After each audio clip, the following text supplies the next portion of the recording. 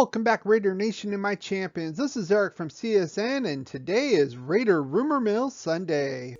And what would a Raider Rumor Mill Sunday be without yet another clickbaity video from Chat Sports? Yes, the gift that keeps on giving. Now, I do understand that they did put in here that this video is about a Raider Rumor Mill mailbag and that they got this idea from somebody who wrote in or whatever. But here's a few things I got a problem with this and the video in and of itself. Number one, if you do actually look at their thumbnail, it says right here, Marcus Mariota trade to Colts. It sounds like some legitimate rumor that came from Adam Schefter or some anonymous front office personnel, but not from somebody who just emailed them some crazy idea to trade Mariota to the Colts. And here's the idea in and of itself. The guy offered here through some email or whatever that we would get a third and a fourth for Mariota. Another thing I had a problem with this was Mitchell Rentz's basic waffling on whether yes or no. He wanted you to vote yes or no. Would you take this trade? But he says yes and no. No, I would not take this trade for a number of reasons. Now, he did mention you don't want to help the Colts. That is one reason why I wouldn't take this trade. Another is that Mariota restructured. And if they were going to do that in turn to trade him, that would have happened already. Number two, Gruden loves his quarterbacks. Everybody knows this. And oh, by the way, we have a 17-game regular season now instead of 16. And oh, by the way, COVID is still around. What if Derek Carr tests positive for COVID and he's out a week? Are we really going to rely on Nathan Peterman? Again, they know that this is nonsense. They're just dredging up emails from people on possible trade ideas. It's not going to happen for the above reasons I gave. So again, this is just a bunch of nonsense that Chat Sports is putting out because they don't really have much to talk about right now. Next is an article from Yardbarker where they basically predict our final 53-man active roster, and they do a pretty good job of it. They break it down by position and area, and we'll just kind of go through this real quick. Quarterbacks, pretty much said. I don't have an issue with that. The running backs, they did mention about Jalen Richard's foot injury being out indefinitely. And like I said in my training camp video, I think this is probably going to be the last time we see Jalen Richard in a Raider uniform, which means it opens the door for, yes, Vegas in Vegas time, baby. I think we should give this kid a chance as our number 3 running back, strong, hard runner. I like it. Next one's wide receivers. Henry Ruggs, Edwards, Renfro, John Brown, Zay, and Willie Snead. I think we're only going to keep 6 anyway, so I can't argue that.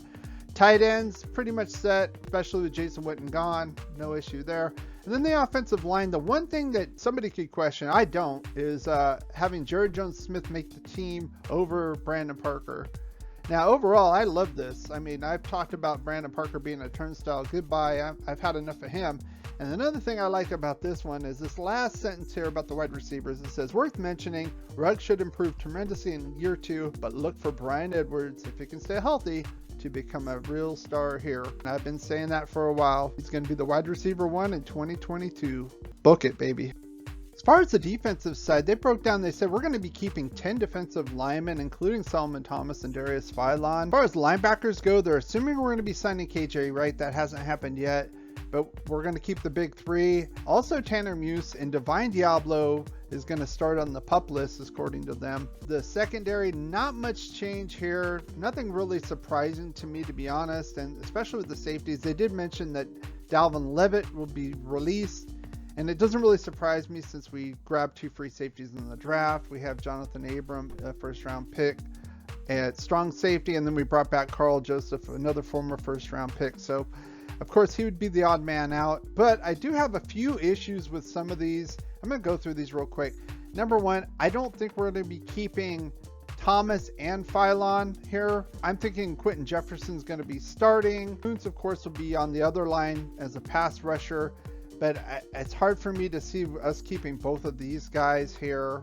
As far as linebackers go, I think Tanner Muse is probably going to get a spot here, and KJ Wright's probably either going to re-sign with Seattle or maybe go somewhere else like San Francisco, as I said in a previous video. And this whole thing about Divine Diablo being on the PUP list by the end of the month, I don't buy that.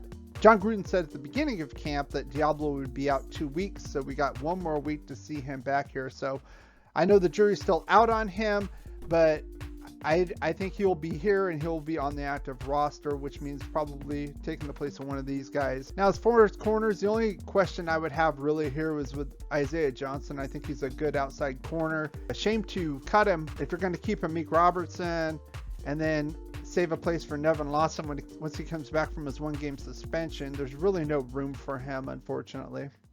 This video was brought to you by Chucky's Protein Powder, your likes and subscribes. If you have any comments, put them in the section below. I read every comment, and if I've had enough tequila, I'll probably respond to your comments as well. If you want to catch up to our previous videos or our playlists, they're right here. Thank you for watching and supporting this channel, and as always, go Raiders.